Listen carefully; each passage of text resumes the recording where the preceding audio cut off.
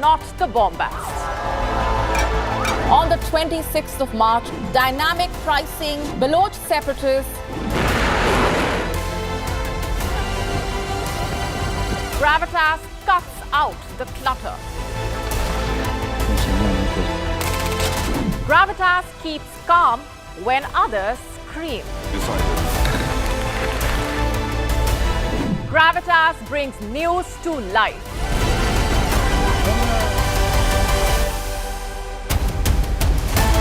Weekdays, 9 p.m. IST, 3:30 p.m. GMT. GRAVITAS. Seeing is believing.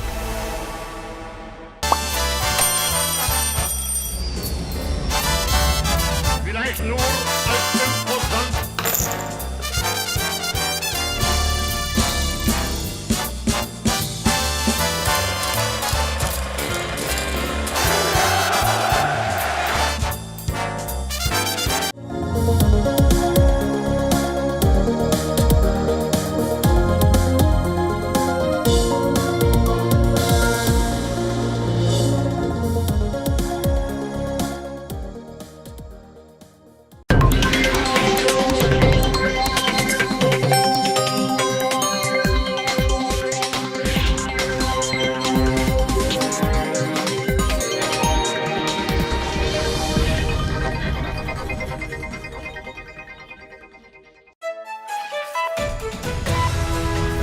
This is WION World is One. This is your prime time. And you are watching GRAVITAS.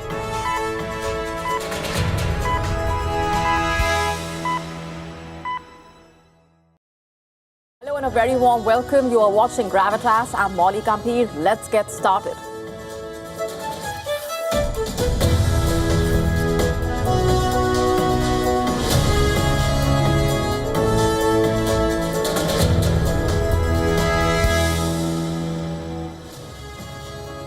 Our top focus tonight on GRAVITAS is on explosive developments that have taken place regarding West Asia in the last 24 hours. The US and Saudi Arabia have jointly struck Iran-backed armed groups in Iraq. Will this lead to an expansion of the conflict? What happens here onwards? What have Iran and Iraq said? Who are Iraq's Iran-backed armed groups? We explain and discuss what happens here onwards. Also on the show for you tonight, the new Ukraine defense minister, the acting defense minister, admits a setback, says cannot go punch for punch against Russia. We tell you why that statement was made. Why is the US cracking down on China's humanoid robots? How dangerous are they? Are China and Russia helping Iran in its war? We tell you why this major question is being asked. Will you soon be using plastic notes in India? The Reserve Bank of India to print an initial batch of 2 billion polymer banknotes for field trials. We tell you more. What's the story behind Thailand planning to scrap a major land bridge project bypassing Malacca Strait? All this and a lot more coming up.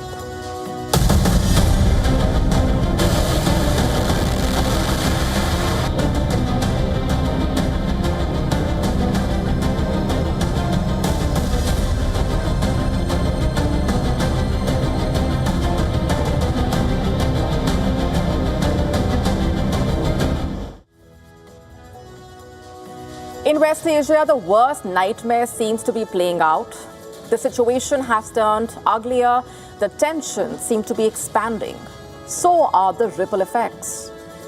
And with the world watching on with bated breath, a number of developments taking place. First up, Saudi Arabia has entered the picture, shifting the dynamics and triggering serious questions and concern about where things could be headed. Here's what's happened. The United States and Saudi Arabia jointly struck Iran-backed armed groups in Iraq. Washington and Riyadh have said they had jointly struck the Iran-backed groups in Iraq in retaliation for the drone attacks on Saudi oil targets launched from Iraq. Here's why this is extremely significant. Why does this matter? First, these are the first US airstrikes as such in West Asia since Donald Trump suspended the U.S. bombing campaign against Iran last week. These strikes could also widen the conflict. After all, this is also the first time during the war that Saudi Arabia had publicly announced participating in strikes alongside America. And this could essentially widen the conflict by drawing Sunni Muslim Saudi Arabia into combat against Shiite proxies of Iran on a whole new front. Iraq's Popular Mobilization Forces have said at least 20 members were killed, 32 injured in the US-Saudi strikes targeting several bases across Iraq. Also remember, this is just one layer here.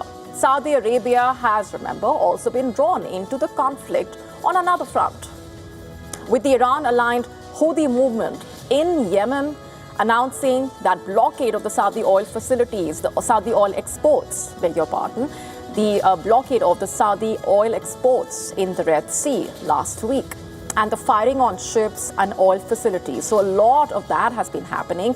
Hours before launching the joint attacks with Saudi Arabia on Iraq, the US military in fact said its air defenses had averted a surprise Iranian attack on US troops in the region. Jordan's military in fact said that it had shot down as many as 5 Iranian missiles. Iran's Revolutionary Guards also said they had fired several ballistic missiles at US military installations in Jordan and had struck 3 tankers that were attempting to transit through the Strait of Hormuz along an unauthorized route, according to it. Before we tell you more about the implications of these volatile developments, let's also explain to you how and why the militias have become so influential in Iraq. What's the background here? Who are these groups really? So the US and Saudi Arabia striking the Iran-backed Shiite armed groups in Iraq, which the allies said were responsible for drone attacks on Saudi oil facilities. The militias have enormous power in Iraq, both political as well as military power. The Shiite groups they sprang up as Tehran steadily entrenched itself in Iraqi politics and security matters after the US-led invasion of Iraq toppled Saddam Hussein in 2003. In fact, the militias, with Iranian financial as well as military support and backing, have become major forces, formidable ones. And they are reportedly part of the Islamic resistance in Iraq, an umbrella group of about 10 hardline Shiite armed factions that collectively command about 50,000 fighters and arsenals. The resistance group is pretty much a key pillar of Iran's network of regional proxy forces, Iraq's Popular Mobilization Forces, the powerful Iran-backed paramilitary groups, basically incorporated into the Iraqi security forces. Also, Kateb Hezbollah, the most powerful faction in the Islamic resistance in Iraq, one of the armed groups closest to Iran, in fact. It was founded in the mid-2000s. So that's just a summary of what these militias have been all about in the country. The Trump administration, in fact, has pressured Iraqi leaders to rein in the armed groups.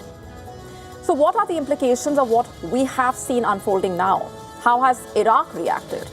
The Iraqi presidency denounced the strikes on the paramilitaries as an unacceptable attack and a flagrant violation of Iraq's sovereignty, while also calling for a halt to attacks by the armed groups against Iraq's neighbors.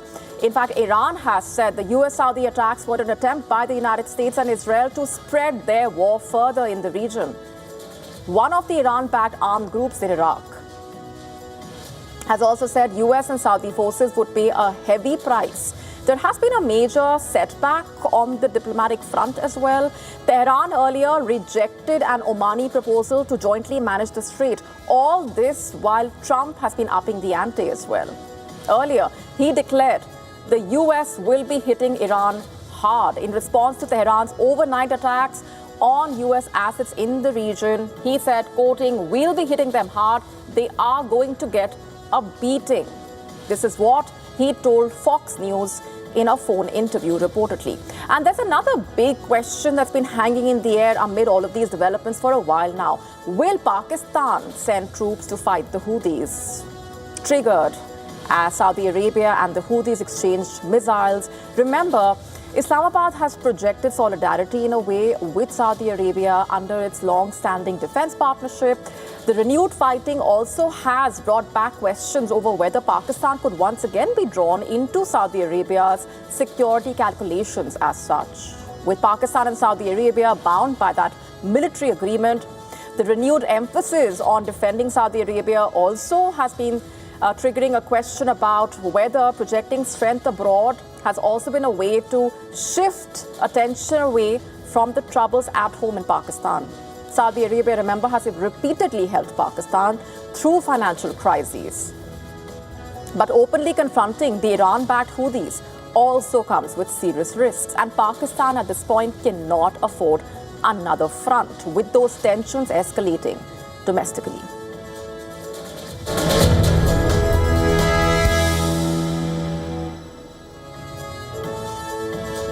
Shifting focus to a special report, the United States drawing a sharp new battle line in the global tech war. The tensions are escalating. Washington, in fact, is blocking Chinese AI robots from entering American soil. Why? They are citing critical national security threats as Beijing fumes over the ban, the race for dominance in the future technology exploding into an open conflict, it seems. Take a look.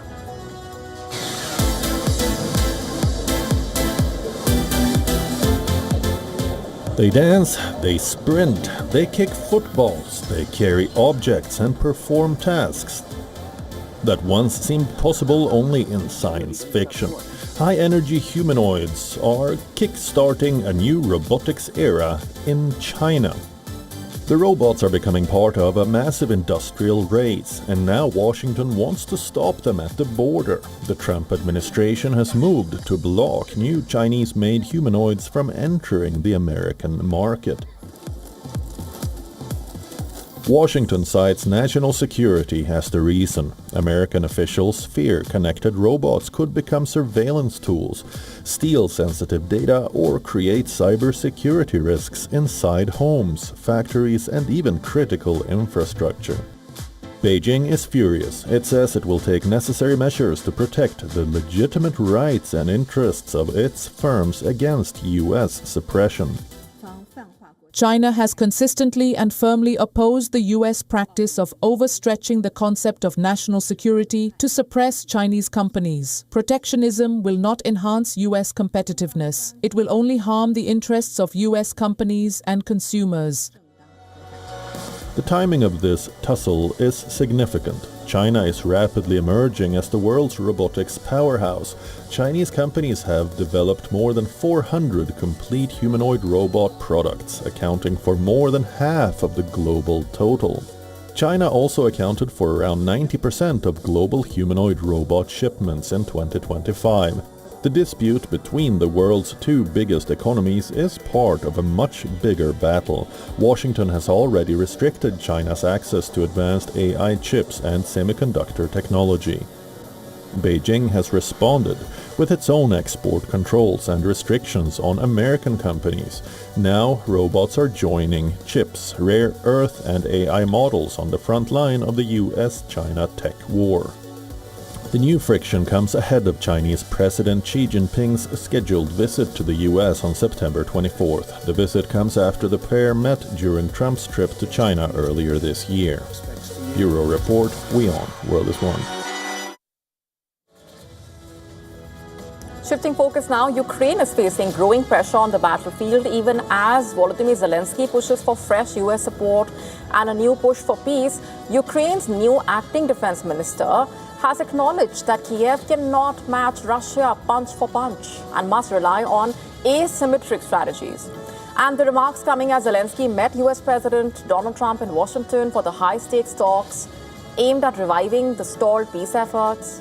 Ukraine's acting defense minister, in fact, said Kiev cannot fight Russia on equal terms because of the huge gap in resources. In an interview with a US blogger, he said Ukraine must focus on asymmetric tactics that impose a higher cost on Russia than they cost Ukraine to execute.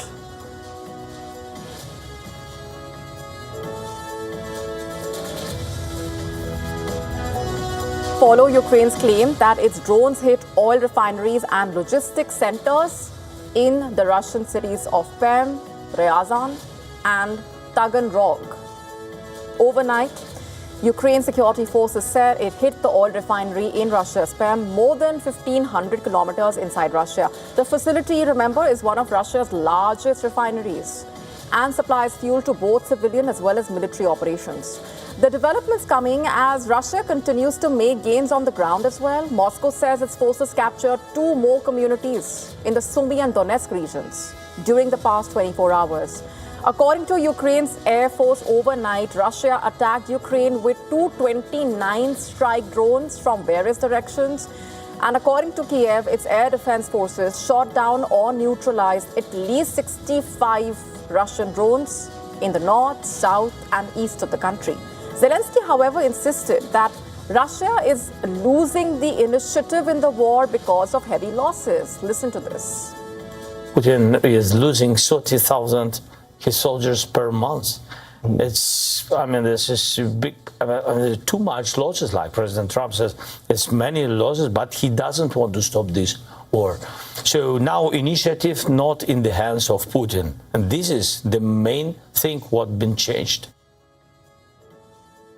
Zelensky made the remarks during his visit to Washington, where he also held talks with U.S. senators on tougher sanctions targeting Russian energy revenues, a measure that later reportedly won strong support in the Senate. During the visit, Zelensky also asked the United States to provide Ukraine with 300 Patriot interceptor missiles before winter to strengthen its air defenses. Analysts believe that his discussions with Trump also included the possibility of a ceasefire covering long-range airstrikes, as both sides explore ways to restart the stalled peace talks as well.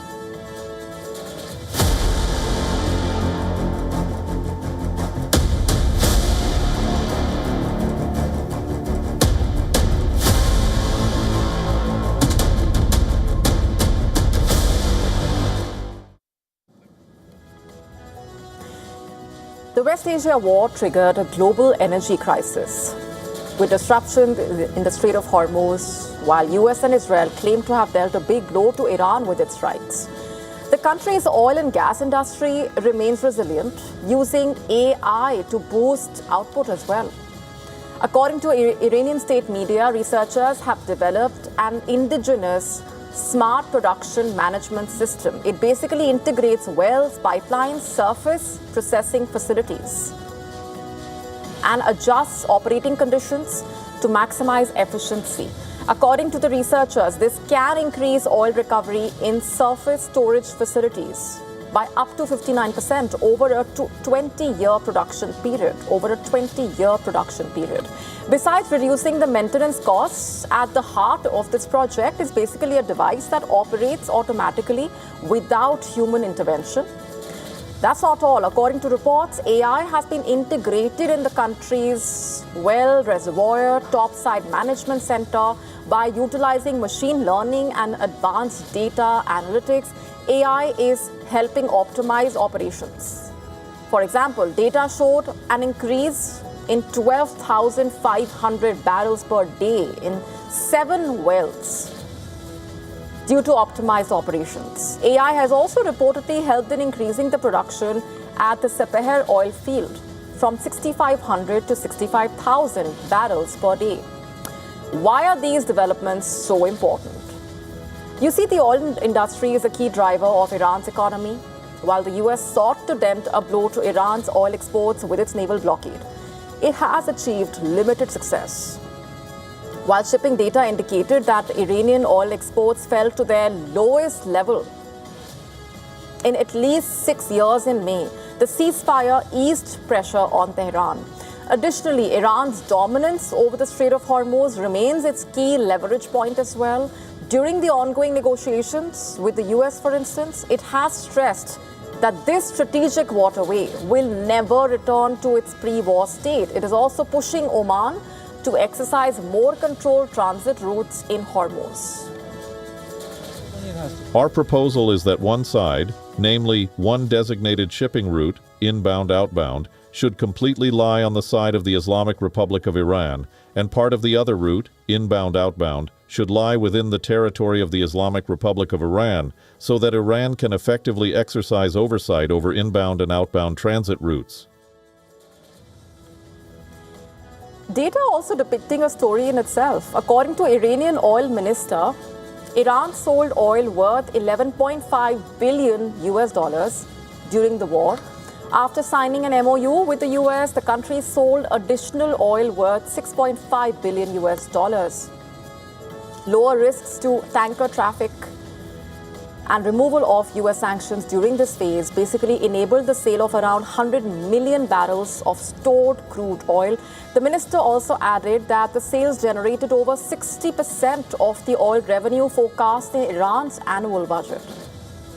Global trade, energy, supply chains remaining at risk, though, as tanker traffic in Hormuz is virtually at a standstill. According to data, only 8 ships passed through this strait on Tuesday.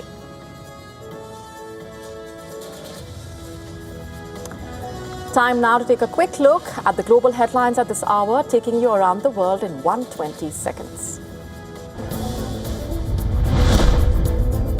The Israeli military claimed it had struck a mosque in the Gaza Strip, which it said had been used by Hamas as a weapons storage facility. Footage shows fire and a huge plume of smoke rising above tents housing displaced Gazans during the strike on the Al-Muttaqin mosque. Former top U.S. infectious disease official Anthony Fauci faced adversarial questioning from Republican senators about the origins of COVID-19. He invoked his constitutional right not to answer, casting the hearing as a character assassination. Chinese Premier Li Qiang met with Slovak President in Beijing. In their meeting, Li said that since China and Slovakia established diplomatic relations, the two countries have always treated each other with mutual respect and equality, enjoying a time-honored friendship. One person was killed and 24 others were injured in communal violence in Nepal's Sunsari. An inquiry committee has been formed to investigate the incident. Koshi Province police chief transferred after communal tensions. Academy Award-winning Irish singer-songwriter Glenn Hansard died in a motorcycle crash in Dublin. He was 56. Irish Prime Minister Michael Martin said he was deeply saddened to learn of the passing of Glenn Hansard. Tens of thousands of devotees took a holy dip in the confluence of sacred Indian rivers to celebrate the Hindu festival of Guru Purnima. Tiny tiger twins opened their eyes just in time for International Tiger Day. 2 adorable tiger cubs were born recently at Longleat Safari Park in Kent. With fewer than 500 Amur tigers left in the wild, UK zoos are fighting to conserve this threatened species.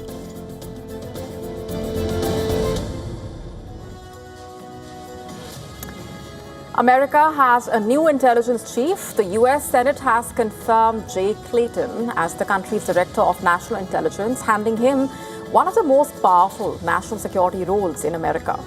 In fact, the Republican-led Senate approved his nomination by a 51-47 party line vote, with every Democrat voting against him as the Director of National Intelligence. He, who was U.S. President Donald Trump's nominee, will basically supervise all 18 U.S. intelligence agencies, and he takes over from a person who had been serving as acting intelligence chief after, remember, Tulsi Gabbard stepped down in the month of June. Following his confirmation by the U.S. Senate, in a post on his Truth Social platform, Trump, quote-unquote, said, "Jay is outstanding in every way and will do a spectacular job as director." Clayton's confirmation coming amid sharp criticism from the Democrats. During his Senate confirmation hearing, Clayton repeatedly stopped short of explicitly saying that former President Joe Biden won the 2020 election. Instead, he said Biden had been certified through the constitutional process and received the required electoral college votes. Democrats, meanwhile, argued that his answers raised doubts about whether he could remain independent under political pressure. Just ask you, it should be a simple question. Do you deny that Joe Biden won the 2020 election?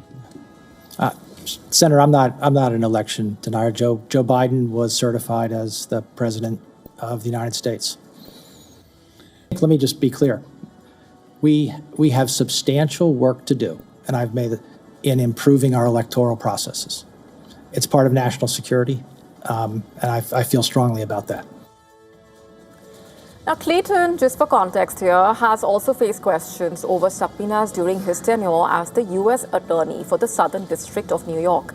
In fact, they were linked to reporting on security concerns surrounding a Qatari-donated Air Force One aircraft, but they were later withdrawn by the Trump administration.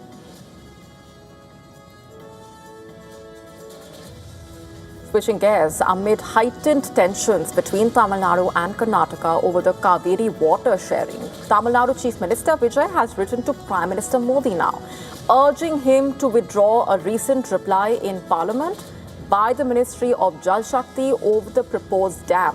Let's break it down. In that detailed letter to the Prime Minister, Vijay alleged that the centre's contention that Karnataka did not need consent from Tamil Nadu to construct the proposed dam overlooked settled legal principles and the rights of downstream states. Vijay cited the Supreme Court's judgment in the Almaty Dam dispute and clauses in the Kaveri Water Disputes Tribunal's final award to argue basically that Karnataka cannot construct that dam without mutual agreement and consultation. Vijay's letter follows a reply in the Parliament by the Minister of State for Jal Shakti, who stated that the Supreme Court's judgment in the Kaveri water dispute case makes no mention of Karnataka needing approval from Tamil Nadu, Kerala or Puducherry for building any structure across the river. Meanwhile, the PMK chief also hit out at the centre, saying its reply in the Parliament directly contradicted that stance taken by the former Union Water Minister Uma Bharti in the year 2015. The PMK chief has urged Chief Minister Vijay to cancel any meeting with the Karnataka Chief Minister, in fact. Instead, he has called for an all-party meeting and a meeting with Prime Minister Modi. And amid all of these developments, the Kaveri Water Regulation Committee has directed Karnataka to release 3,500 cusecs of water from the Kaveri River for the next 15 days. But Karnataka has said that it would challenge the order, citing critically low reservoir levels and drinking water needs. Last week, the issue had come up during the 53rd meeting of the Kaveri Water Management Authority in New Delhi. During the meeting, Tamil Nadu had accused Karnataka of not releasing water from the Kaveri River as per the monthly schedule fixed by the Supreme Court. Karnataka had declined Tamil Nadu's request, citing lower water storage levels in Kaveri Basin reservoirs. The dispute over water sharing has coincided with the larger confrontation over the dam project, remember. Karnataka has proposed to build the dam to store excess water after releasing the stipulated quantum to Tamil Nadu. But the project has also faced strong opposition from Tamil Nadu, which has raised concerns over its potential impact on downstream water availability.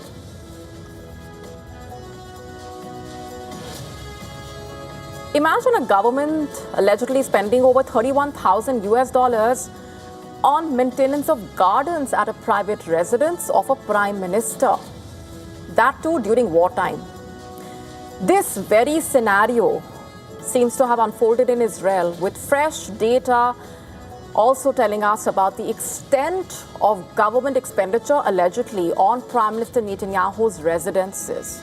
As per the information received by an NGO named Movement for Freedom of Information, more than $882,000 US were allegedly spent by the government on residences of Netanyahu since January 2025.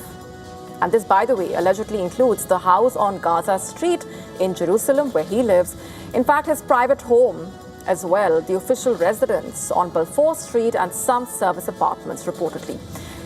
Now, looking at 2025 alone, over $642,000 US allegedly spent on the Prime Minister's homes, while salaries accounted for 74% of these funds reportedly. The rest were maintenance and operating expenses. There is a catch though. Details of suppliers were not disclosed for nearly 45% of this category of expenses in the name of national security reportedly. Apart from the gardening expense mentioned, The state allegedly spent over $4,400 on replacing a bathtub at Netanyahu's home, reportedly. Although food purchases were the single largest expense in 2025, the NGO flagged an anomaly. 76 food orders were allegedly received on the 16th of June last year, even though no official event was reportedly held that day. And what also added to the intrigue was that the name of suppliers in all these orders was blacked out allegedly. That's not all. In the first 6 months of 2026, funds worth over $238,000 were allegedly spent on Netanyahu's homes. While the amount may look smaller, the pace of spending so far indicating that annual operating expenses could be higher than last year.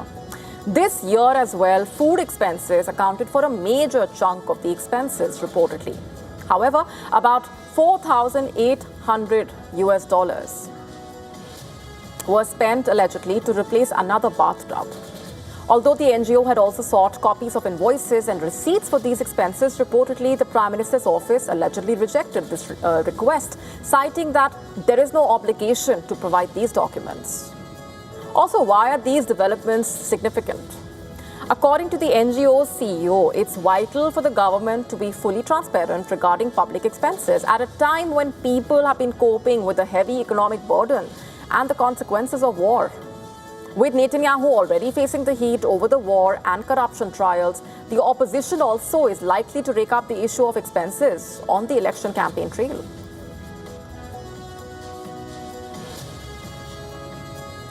Questions have been mounting across Western intelligence circles over who is truly pulling the strings in West Asia as far as the conflict is concerned.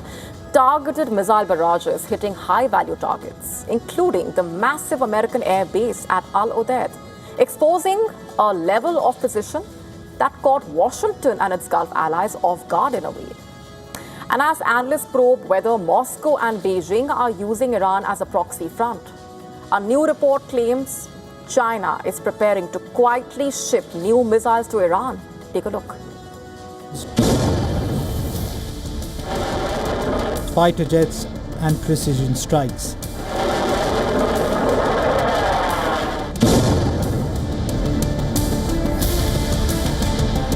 Sometimes the most dangerous weapon is the one a soldier can carry on his shoulder. It can hide in a building, move through terrain, appear without warning. Now, according to a Reuters report, Iran could soon have hundreds more. Sources say Tehran has signed a deal worth between $60 and $70 million for 300 to 400 Chinese-made man-portable air defense systems or manpads. The reported package includes the QW-12 and FN-16.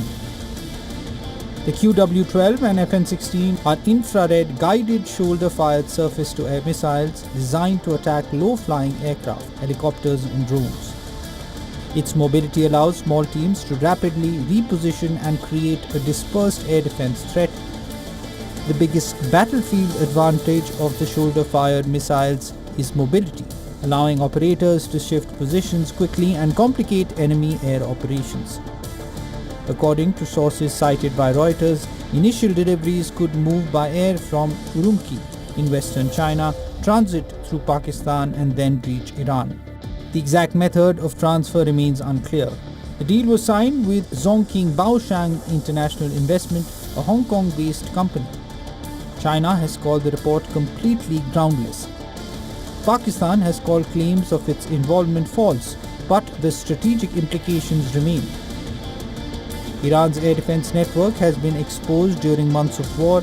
Fixed systems can be targeted, radar sites can be located, military bases can be struck. Portable missiles change that equation.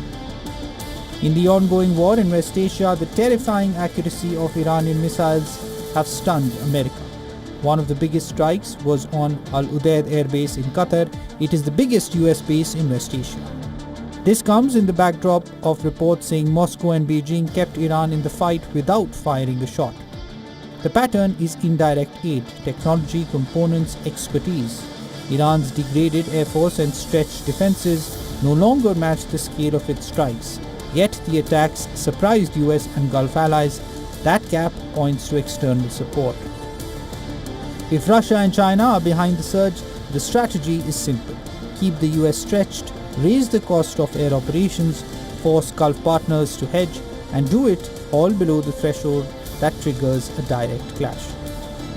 Bureau Report WION World is One.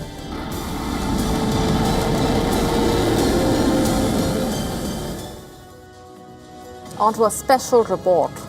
Thailand is reportedly set to abandon one of its biggest infrastructure projects. A fresh government review concluded that a $30 billion proposed land bridge project aimed at bypassing the Malacca Strait is no longer financially viable and could cause serious environmental damage. Let's break it down. The Thailand government now planning to scrap this mega project, which basically aimed to create a 100-kilometer transport corridor linking the Gulf of Thailand with the Andaman Sea.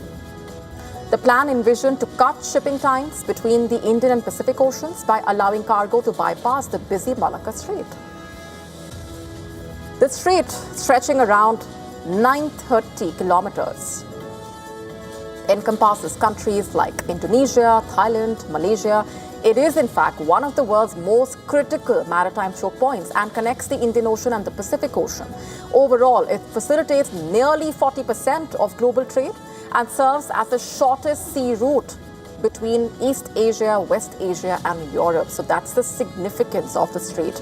Announcing the decision at a news briefing, Thailand's finance minister said a government committee has recommended terminating the project after a revised study found it would lose money overall.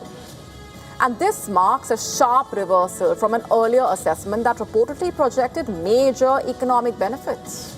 The latest review also found the project's expected financial return had allegedly dropped to less than 5% from 8%, while projected cargo volumes were up to 16% lower than earlier estimates.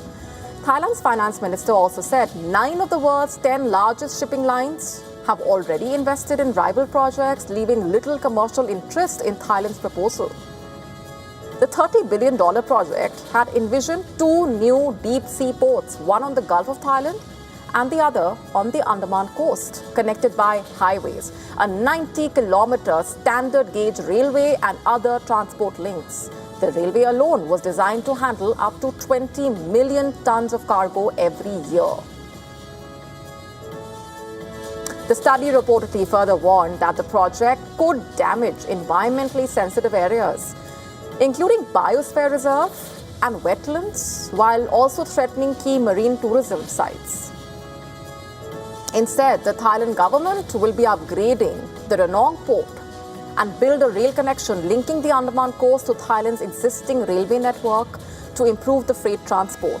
The recommendation will now go before Thailand's Prime Minister and Cabinet for approval, and Thailand's government claims it has suffered no financial loss because it never acquired land and construction never started for this proposed project. And before we go on any further, here's a quick look at what else is lined up for you on the show tonight. Will you soon be using plastic notes in India? The Reserve Bank of India to print an initial batch of 2 billion polymer banknotes for field trials. We tell you why this move has been undertaken. We also get to the latest on the Assam flood situation. The death toll as a result of the floods has risen to 75, over 3 lakh people impacted. We tell you more about the ground situation.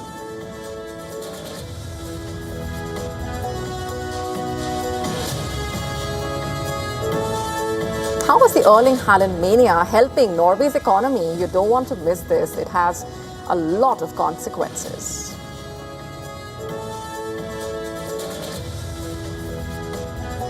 We also tell you all about the AI-led weddings in Japan, how AI is playing a very crucial role. All this and a lot more coming up.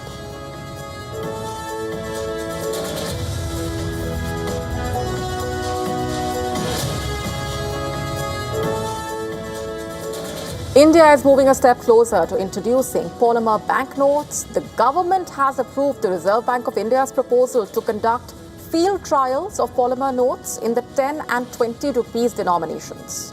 The RBI plans to print 1 billion pieces of each denomination, basically, taking the total to 2 billion notes for the trial. If the pilot is successful, the central bank will consider regular issuance. However, the government has clarified that there is no proposal to actually replace the existing paper currency. Polymer and paper notes will circulate together, and the RBI says cash and digital payments will continue to complement each other. Polymer notes are basically printed on a durable plastic substrate instead of the cotton-based paper currently used for Indian currency. And according to the RBI, international experience showing these notes last 2 to 6 times longer than conventional banknotes, especially lower denomination notes that change hands frequently. While polymer notes are more expensive to produce initially, their longer lifespan reduces replacement, printing, transportation, and processing costs over time. Not just that, they're also more resistant to dirt, moisture, wear, and can incorporate advanced security features as well. The RBI has stressed that the main objective is to improve the lifespan of banknotes rather than tackle counterfeiting. And the move revives a proposal first announced in 2012 but never implemented. It follows a recent tender basically floated by an RBI subsidiary to procure polymer substrate for field trials. India joins a global trend with more than 60 countries, including Australia, UK, Canada, already using polymer banknotes. And studies by the IMF and the Reserve Bank of Australia suggesting polymer notes reduce long-term currency management costs and also have a lower environmental footprint because fewer notes need to be printed and replaced.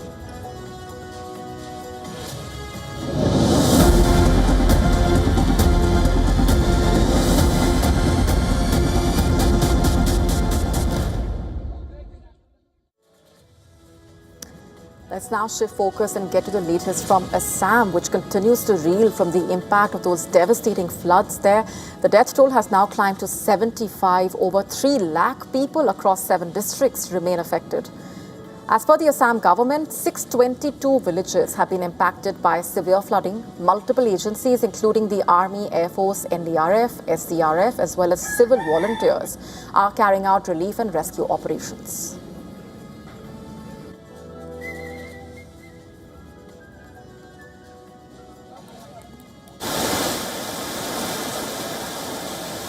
These visuals from Assam's Sivasagar district.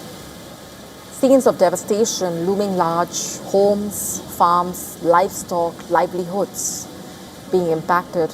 Even after the flood waters have receded, the situation remaining tense in some parts, with sand and silt accumulating to a height of several feet in many parts.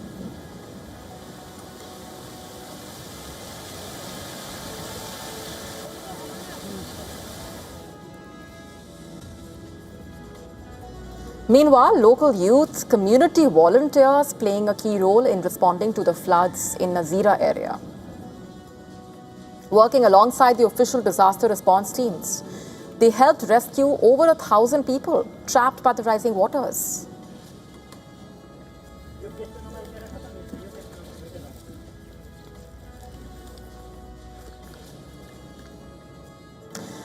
Meanwhile, the Assam Chief Minister has flagged off flood relief materials being sent by the BJP to flood-affected districts. He affirmed that the BJP and the state administration will continue to make efforts to help the flood-affected victims. Bharatiya Janata Party and the families of our Karyakarta contributed almost 1,80,000 Mekhala Sadar, 1,80,000 T-shirts and 1,50,000 mosquito nets for the flood-affected families of Sivasagar, Saraideo, Golaghat and Jorhat districts. The flood situation remains dire, with crop area of over 45,000 hectares being submerged. In response, the Chief Minister has announced a comprehensive relief and rehabilitation package for the affected families. The families of people killed in flood-related incidents will be receiving a compensation of 9 lakh rupees. On the other hand, over 1 lakh severely flood-affected families will get 15,000 rupees each to meet the essential needs. The Assam government also announced book grants and free textbooks for students. Earlier, a 6-member team from the central government inspected the flood-affected areas of Assam's Golaghat district. After discussions with the local administration, the interministerial team will submit a report based on which assistance will be received from the centre.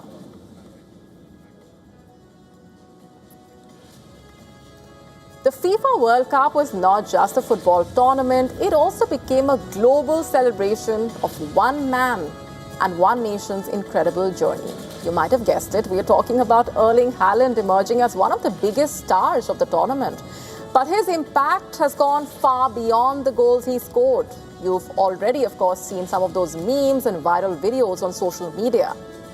The Norwegian striker became a cultural phenomenon, with fans following not just his performances on the pitch, but also his personality traits.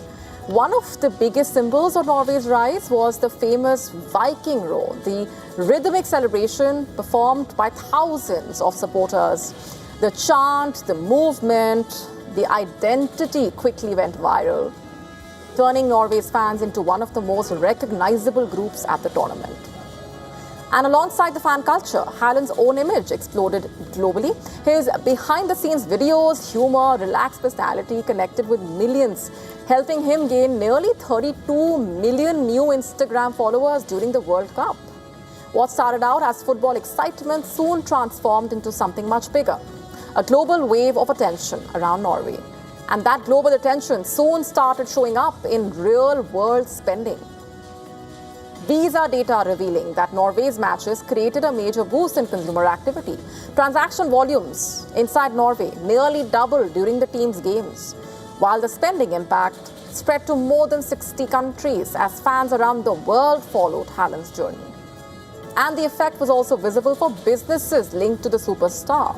In Dallas, after Haaland visited a Western wear store, the shop sold more than 2,000 T-shirts and recorded its best month in its 40-year history. The demand also spread to merchandise and fashion. Norway's national team jerseys sold out, with resale prices crossing $400, while luxury items associated with Haaland saw a surge in online interest. A footballer's popularity was creating a chain reaction, from stadiums to shops, brands, local businesses. The biggest winner from Haaland's rise was not just businesses, it was Norway's global image as well. The country saw a sharp increase in international interest as millions searched for information about Norway, its culture, its landscapes. Google searches for Norway jumped around 300% globally, while travel platforms recorded higher demand for flights as well as accommodation. The broader World Cup economy also benefited host cities, with Visa reporting a nearly 20% rise in cross-border spending across tournament locations. The Haaland story also showing how modern sports stars can become economic engines. A player's success can create a powerful ripple effect, boosting brands, attracting tourists, and helping an entire country gain global attention as well.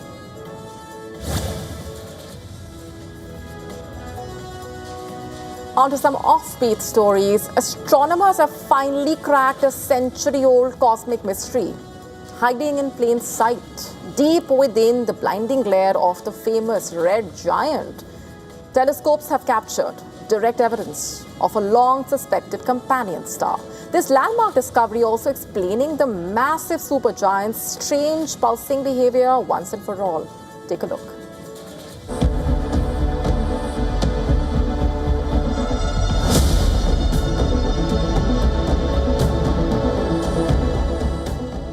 Look up at Orion and you'll find a star that has fascinated humanity for thousands of years. You will see Betelgeuse. It is one of the brightest stars visible to the naked eye. though it's 650 million kilometers away from Earth. A red supergiant nearing the end of its life. But for decades, something about it did not add up. Betelgeuse changes brightness. Sometimes it appears to fade. Other times, it grows brighter again. Astronomers had a theory. Perhaps another star was hiding beside it. But finding that companion was like searching for a candle next to a giant bonfire. And now the mystery may finally be breaking open. Using the European Southern Observatory's very large telescope in Chile, astronomers have captured the clearest image yet of what is likely Betelgeuse B, a faint star orbiting the giant.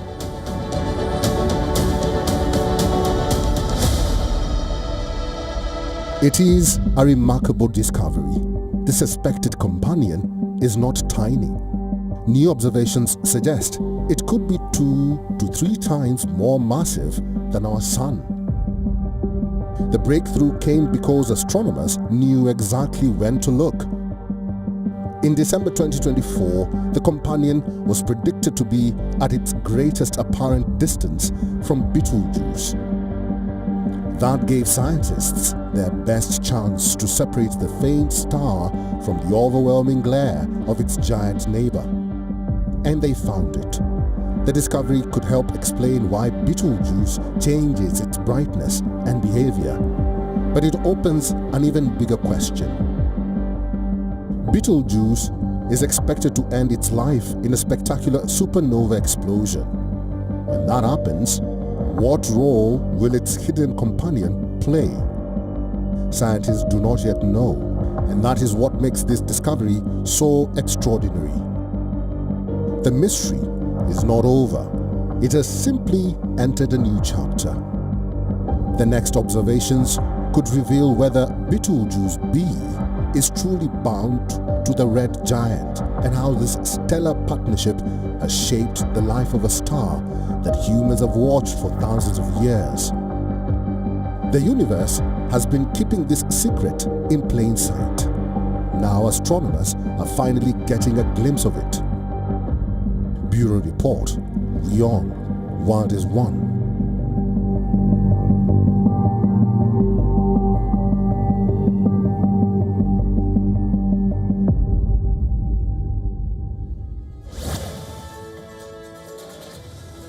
They say marriages are made in heaven. We've all heard that. But what if you are told that destiny is not the only thing that might be bringing people together? In Japan, for example, artificial intelligence has emerged as an unlikely matchmaker. A total of 265 couples married after meeting on an AI-powered dating app launched by the Tokyo government. According to official data, the application was launched in 2024 to lift Japan's low birth rate. The app first went live 2 years after a survey found that around 70% of the people interested in marriage were not actively engaging in matchmaking. And to overcome this reluctance in a way and ensure that only people interested in actually getting married joined the application, the government laid down some rules. Those signing up had to prove that they were legally single and pass an online interview as well. Among other conditions, as of June 30th this year, in fact, the app had 16,000 registered members, filtered from around 36,000 applicants. Official data suggested that it also had around 760 couples in serious relationships. And as Japan confronts a low birth rate and aging society, the app comes as a unique initiative. For those unaware, the number of Japanese people living in the country has fallen below 120 million for the first time in 42 years. But that's not all. According to the World Bank, Japan now has the second oldest population in the world. Data in June also depicted that the country's total fertility rate witnessed a decline.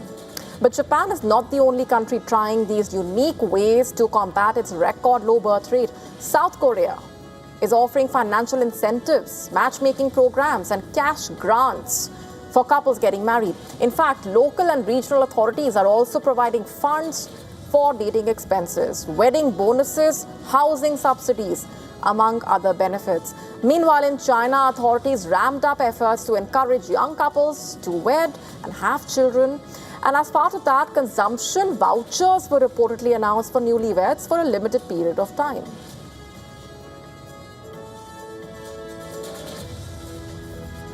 We now get to you one of the most powerful images of the day, taking you to Los Angeles, where a historic shuttered medical center has been transformed into the across 4 floors into colorful explorations of human feelings.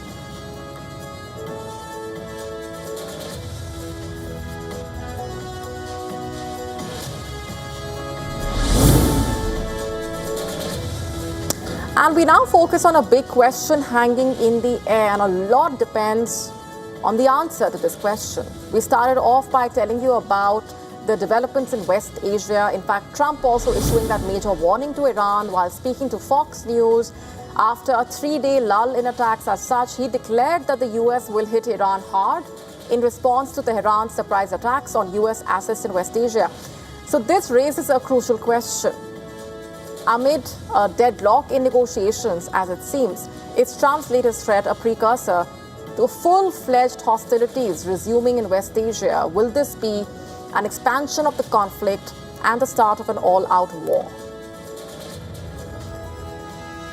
Let's also take a quick look at some major events over the next 24 hours that could shape headlines around the world. The U.S. Senate Judiciary Committee will be holding an executive business meeting on Thursday morning to vote on Todd Blanche's nomination as Attorney General.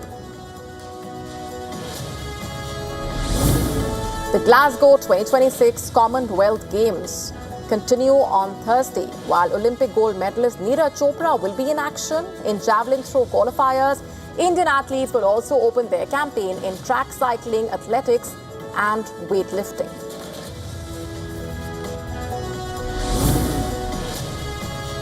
Meanwhile, people in Greater Manchester will be voting on Thursday to elect a new mayor. The by-election was triggered by former Mayor Andy Burnham winning a parliamentary by-poll and becoming the Prime Minister of the UK.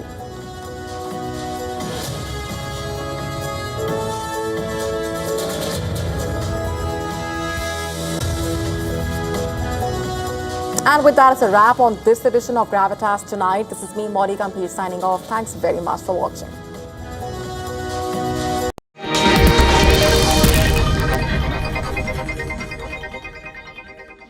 WION, India's global voice, the channel that brings you the biggest stories from across the world through India's lens. Now available in more than 190 countries worldwide. Because we believe that the world is one. Watch us in Africa, Europe, USA and Canada, South America, Asia Pacific, Middle East and North African regions. Also available on these digital platforms across the world. WION. World is one. In this rapidly changing world, is your health keeping pace? Best practices and breakthroughs busting the hype with real insights. The timeless power of yoga and ancient healing. Good food, good mood. Small steps, big impact. Your health matters. Only on WION World is One. Because nothing matters more. Campaigns, elections, alliances, controversies, and power play. Stories that analyze global and domestic politics. A dedicated show with varied perspectives, expert take, citizens' voices, detailed ground reports, and in-depth coverage from political corridors of the world. This is Race to Power, only on WION. From the bustling trading floors of Wall Street to the vibrant exchanges of Asian stock markets, WION breaks it down for you to make sense of what's happening. As we reveal the key factors behind events, strategic battles, and the game-changing business decisions that shape the world. We bring you all of this and more on World Business Watch. In-depth coverage of global issues broken down into facts, figures, and simple words. Backed with analysis from field experts who truly matter, because we believe in decoding the real picture for you. So you get a much wider and deeper understanding of stories from around the world, a 360-degree analysis. An award-winning documentary series, week after week creating the maximum impact. Watch WION Wide Angle at these times on WION. World is One. WION, India's global voice. The channel that brings you the biggest stories from across the world through India's lens. Now available in more than 190 countries worldwide. Because we believe that the world is one. Watch us in Africa, Europe, USA and Canada, South America, Asia Pacific, Middle East and North African regions. Also available on these digital platforms across the world. WION. World is One.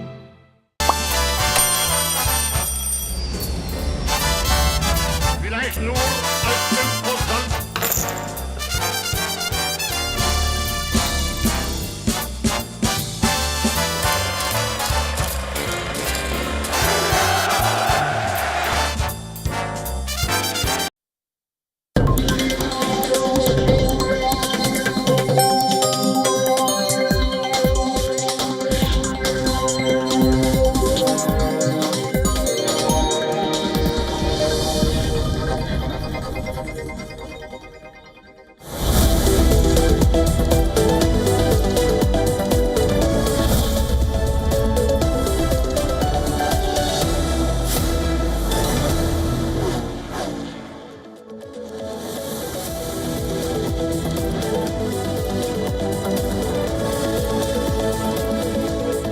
Hello and welcome. You're watching Beyond Pulse. I am Rhythm. Let's get started.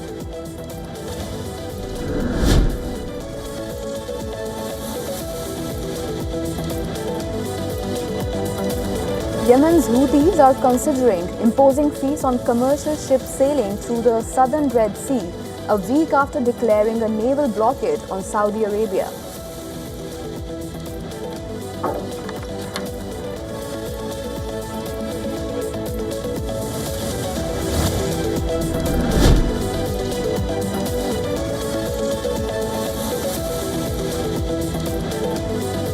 Iraq claims at least 20 militants, including several Iranians, killed in US-Saudi strikes. The US and Saudi Arabia say they have struck Iran-backed armed militants in Iraq in response to attacks on US forces and Saudi oil facilities.